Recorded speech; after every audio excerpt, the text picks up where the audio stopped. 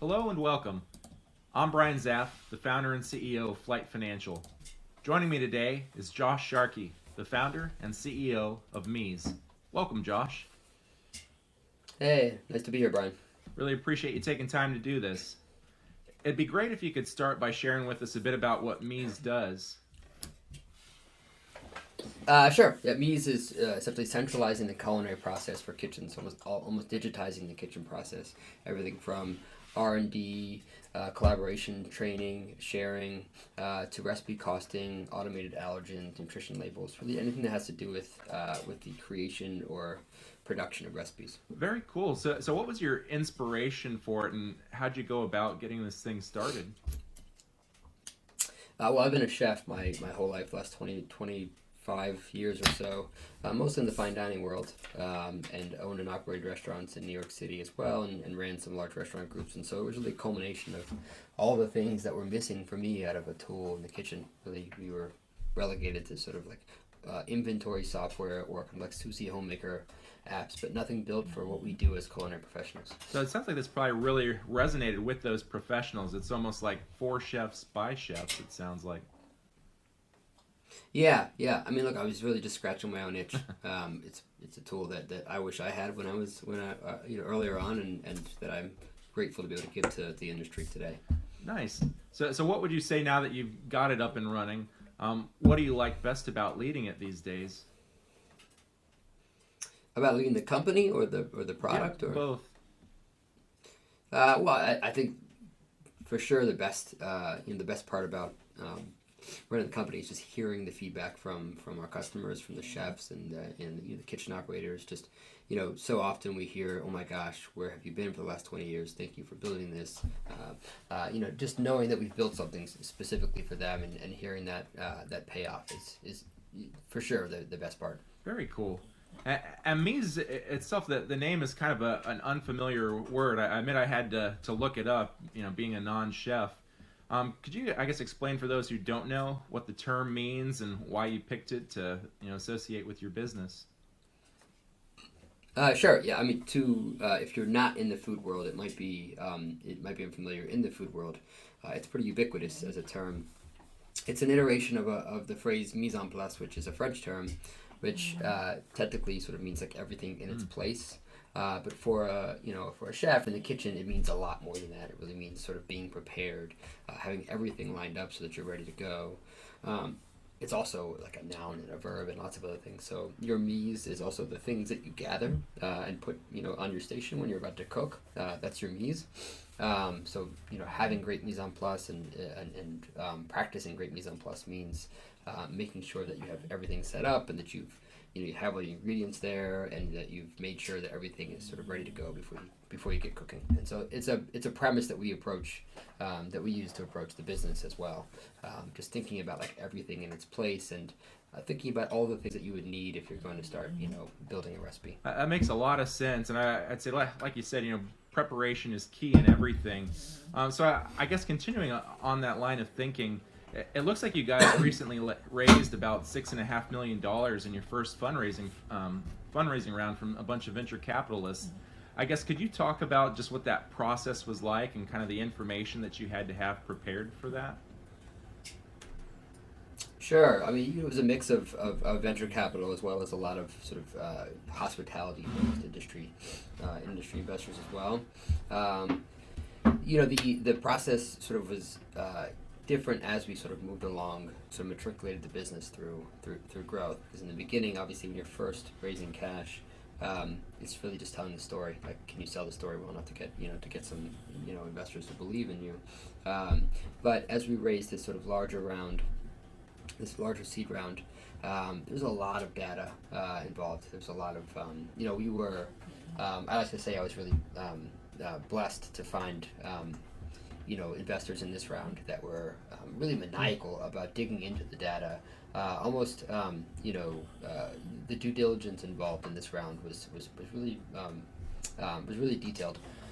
So we had to, a lot of it we did track already because we're a pretty data driven company. Um, but we were forced through that process to actually build a lot of metrics that we didn't have yet, and extrapolate a lot of things that weren't there yet, and and start aggregate data that we hadn't done yet, and it was a really great exercise for us. So it was sort of like twofold. Obviously, we were able to raise cash, and we also, I think, the business became better for it. Gotcha. Yeah, I guess with my own experience going through those types of process, it definitely, if you don't already have that operational discipline, it'll make sure that you have it by the end of the process. Could you talk a bit more about some of the, I guess, metrics that you weren't tracking that you had to start tracking as part of that? I think there were things like compound monthly growth rate, net dollar retention, account expansion metrics, the magic number, right, sales efficiency, things like that that we looked at, but it wasn't something that we were tracking, in real time all the time. Stickiness and adoption rate, things like that. So stickiness being daily active users over monthly active users, which is really important in the SaaS business. All this data we had, but it wasn't really sort of tied in the way that we needed to, and so all of that was, by the end of that process, was really all dialed in. Obviously, because we're sort of a self sign up, bottom up SaaS type of company. We also have a lot of focus on trial conversion because a lot of our customers come through free trials. So tracking trial conversion really well from all the disparate channels that it came from. So those were some, and then of course just obviously MRR, ARR. That makes sense. And I guess, what tools were you using to track that data? Is it just kind of spreadsheets that you've got in house, or is there more of kind of a SaaS-based software tool? We use a tool called Grow.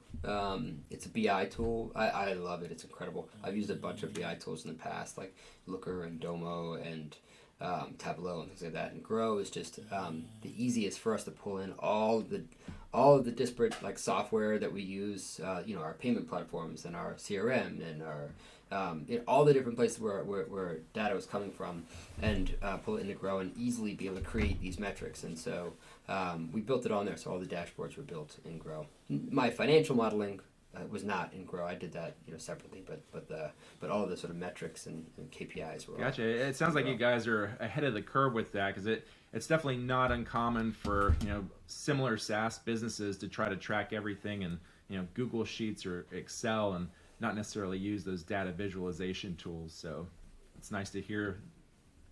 Yeah, well, I think when for our business we have it's a lot higher volume, lower price point, and there's so many moving parts that it was just imperative that we could wrap our heads around it early on. So it was a big focus for me very early on in the process to make sure, even before we had Grow, it was all in Google Sheets, but we built out very, very sort of meticulous kind of visualizations and charts in Google Sheets, and then we finally were able to migrate. Very that cool. over to Grow. And did you have somebody who helped you do that, or did you do most of that work yourself?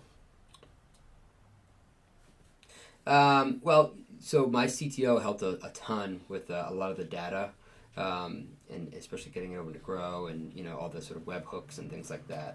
The Google Sheet I built myself. It just over 15 years or so, you just learn a lot about how to manipulate spreadsheets and things like that. So I did most of that myself, and then the financial model I did all myself as well, just because.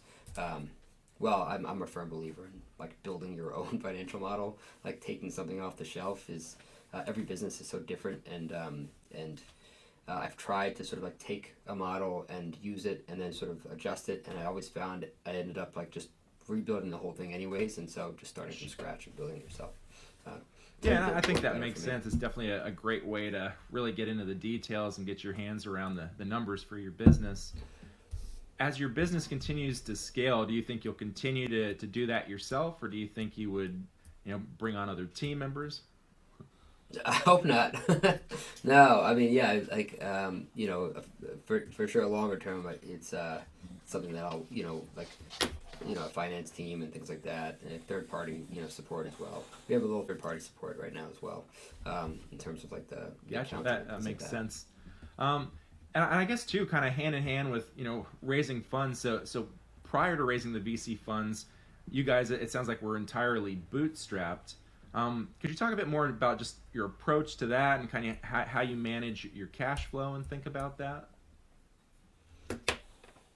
Yeah. Well, I guess I'll work backwards. Like managing cash flow is all through the model. Like I think it's really important to, um, again, for me, I always feel like it's really important early on to model out your business and understand, where that cash is going, what levers you have to pull, and whether you do that in a spreadsheet or you have somebody that can help you with that. That I think is really important from day one. For me, I just like I can't operate it without it, just because I worry too much.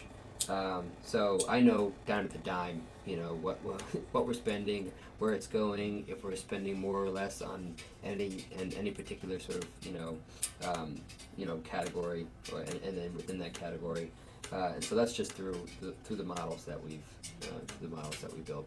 As it relates to bootstrapping, you know. We didn't bootstrap that much actually because it's technology and I'm not a developer, so we had to raise cash pretty quickly, or I had to raise cash pretty quickly to get this thing built. I think whenever you can bootstrap, you should. I always believe you should get something in your customers' hands as soon as possible, because then you get feedback and you're not going to waste money building things that they're going to have to refactor or change, and that's not just relative to technology. That's anything. But it's so dependent on the business, and you have to understand what's the MVP that you need, like what's this minimum viable product that you need to prove out your hypothesis. In many cases, that MVP won't cost you a lot of money, and you can use something very simple like a PowerPoint or some sort of like prototype. For what we were doing, we couldn't. We had to really. The hypothesis was that we could replace the incumbent like behavior, which is Google Sheets and Google Docs for recipes, and so we needed to be at the very least comparable to them, and then we needed to succeed. We had to be 10x better. So the MVP cost a decent amount of cash, and so I had to raise cash early on. Gotcha. And once you had that MVP, I mean, I guess how many kind of test users did you have, before you decided you were ready to take it to the next stage? A lot, and also just a lot of time that we spent.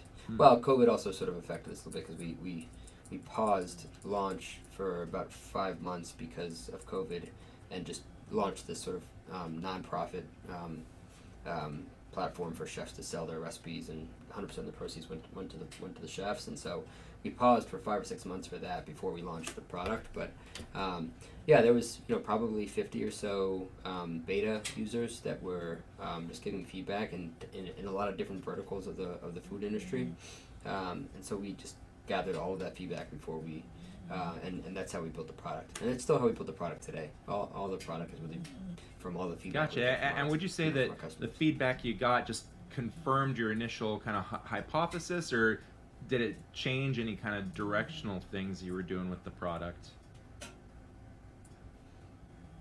Yeah, I think for the most part, I'm happy to say that it just sort of reiterated what I already believed.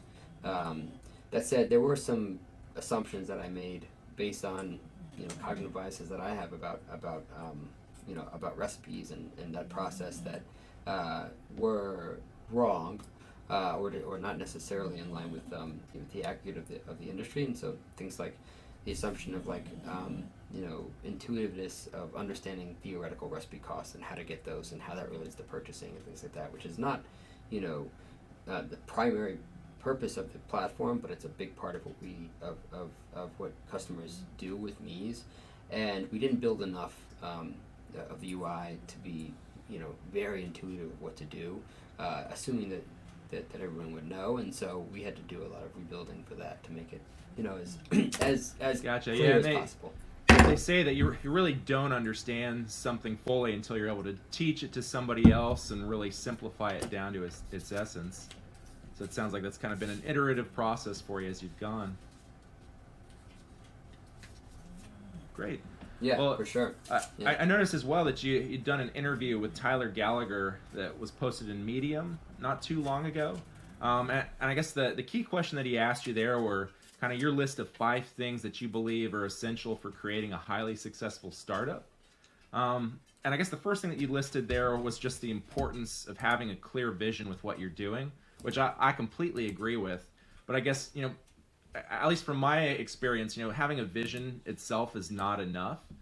So I guess could you talk a bit more about what processes you've got to ensure that you're staying true to your vision? Absolutely. Well, I think there's probably two, and they all sort of like land in the same place. But I'm a big believer in the OKR process. I also believe there's a time when it's too early to implement OKRs. If you do them the right way, OKRs meaning objectives and key results. If for listeners, I would recommend reading "Measure What Matters" by John Doerr, and you'll learn all about it. But it's a process for for setting very clear objectives and then creating very measurable results of how you can achieve them. You can't do that without a very clear vision. And the good and bad about the OKR process is if you do it the right way, then you are going to be maniacally focused on those results. The bad is that if those are the wrong results, right? If those are the wrong objectives, because you're not sure, then you could be optimizing something that you shouldn't be optimizing in the first place. So we leverage the OKR process pretty maniacally in my company, and it really helps us to prioritize what to do, what not to do, and it really helps people make better decisions. That coupled with first principle thinking, right? So I'm a big believer in first principle thinking. I would recommend people read Ray Dalio if they want to learn more about that. I mean, obviously there's a lot of great people who have spoken about it, but when we, as soon as I sort of crystallized the vision for what we were doing, I also sort of, memorialized, okay, here's what I believe about the world, and how I want to sort of, demonstrate that through my company. And so I spent time documenting these first principles, the number one principle being operational empathy. There's a number of other ones as well. And so what that means is that, we have this vision, we have these values, these principles, and then I hire people that I make sure believe in the same principles as I do. And then, make sure that they can make all their decisions through the lens of those principles and that vision. And so that even if it's the wrong decision in the moment, it's the right decision long term because you did it in line with our principles and our visions. And so I think that's really helped to make sure. Yeah, and I think that approach makes a lot of sense. So I guess going on to that, in terms of trying to hire a team that can buy into those principles, do you think the best way to do that is to try to build a team internally, or what are your thoughts on, bringing in outside service providers? And then once you've got a team and you know that they kind of buy into your first principles, what's your process towards delegating? Yeah. Well, I mean, I think whether it's in-house or contractors really is dependent on like how much cash you have on hand, right? Because you can only do so much there, and then sort of the amount of time that isn't needed from any of those any of those skill sets. I think it's always helpful to like look at your business and be like, what are the skill sets that are necessary for my business, and let's fill in the gaps with people. So it's not always necessarily a position you're looking for, but like a person that can fit those skill sets. Early on, you can only have so many full-time employees because of how much cash you have, and so contractors are a great offset to that. And it's also like I like contractors in that they can be a great test to understand like if they might make a good hire longer term. We've had some really good success with that. So it really does sort of depend on like your business, what skill sets you need, and and I guess one other thing I would add on that too, just in light of the great resignation and great reshuffling that we're seeing, it can take a while to hire qualified talent, and that your speed of hiring might not keep pace with the speed of growth for your business. So yeah, absolutely. Hiring is harder than it's ever been today, for sure. I think in every industry, ours is no different than others. I mean, obviously the hospitality industry is really difficult. That makes sense. But it's a bigger challenge than it's ever been. I know we're coming up close to time here, but would love it if you've got any kind of final thoughts or pieces of advice you'd like to share with the audience.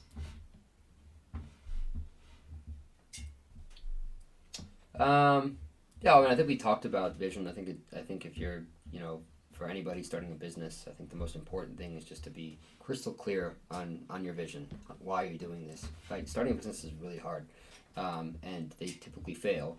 And along the way, it's just going to get harder, not easier. So if you don't have that very clear vision of why you're doing it, it's going to be harder to make the right decisions and to not make like those big wrong decisions.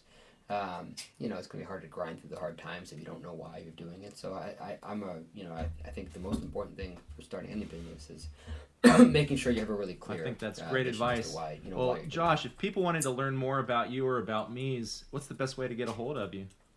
Yeah, I mean, I think you can go to getmeez.com, www.getmeez.com, and we're on Instagram at getmeez. I don't do too much on the social media space myself.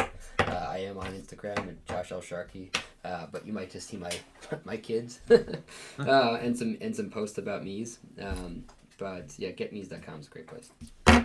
That sounds good. Well, Josh, really appreciate the time, and I wish you and the meez team the best of luck. Thanks so much, man. I appreciate it. Yep. Take care. That was a really informative conversation with Josh. Here are my takeaways from the discussion. The first thing that Josh spoke about that I wanted to call out here is just the sheer volume of information and data that he had to provide as part of the fundraising process when he raised money from venture capitalists and third parties. And it helps here if you already know common financial metrics and key performance indicators for your industry, and if you're already tracking those internally. However, if you aren't, or even if you are, but you want it in a more usable format, Flight Financial can help. We've got a monthly financial performance management package that will help you think through these KPIs, present the data in a usable format, and also help you get in the habit of ensuring now that you're tracking and maintaining the data that will be requested by third parties so that you're not caught unprepared and scrambling in the event that you do decide to raise funds or sell your business. The other thing that Josh spoke about that I wanted to mention here is just the sheer value of having a financial model for your business that you can use to support decision making and also manage your cash flow. But this is not something that you have to do yourself, especially if you're a busy business owner with a lot of items that you're juggling and trying to manage. Josh even admitted that this is something that he wants to get off of his plate as his business scales. And Flight Financial can help here. With our monthly financial performance management package, we'll help you get all of your financial data into a very usable and accessible format, and we can help you think through implementing an annual budget, a monthly rolling forecast and projections, tracking your key performance indicators, and also modeling out different financial scenarios, different key scenarios, and seeing how that impacts various drivers for your business. So that when the time comes, not only that you may decide to raise money or sell your business, but just from your day-to-day operations, you'll be in a much better position to have things optimized. The third thing that Josh spoke about that I wanted to mention here is that he recommended the OKR process, which stands for Objectives and Key Results. And this is actually something that other entrepreneurs I've spoken with have recommended, notably Anthony Eden at DN Simple. And it just goes back to the importance of tracking your key performance indicators, not only if you're looking to raise money or sell, but also just to make sure that your business is staying on track to achieve the goals that you've set for it. And Flight Financial can help. As I mentioned, our monthly recurring financial performance management package can help you track the KPIs that you're looking at or figure out which KPIs you should be tracking. After all, the things that you measure are often the things that you're able to manage too more effectively. Now, the last thing that Josh spoke about that I wanted to mention here is that when you're building or scaling your business, it's important to look at the skills that you're going to need. But this doesn't mean that you have to develop those skills yourself or even that you need to hire people internally. In fact, Josh actually mentioned that the hiring environment has been more challenging than it's ever been in recent experience. And Josh noted that a good way to conserve and manage your cash can actually be by engaging external services with the expertise that you need in order to continue optimizing and scaling your business. And this is something that Flight Financial can help with. We've got a team in place with over 15 years of experience. We've worked with businesses just like yours. We know what works, and we also have proven processes ready to be deployed as soon as you've signed up for our service. Well, I hope you enjoyed my conversation with Josh. Until next time, I'm Brian Zaff, the founder and CEO of Flight Financial. Thank you.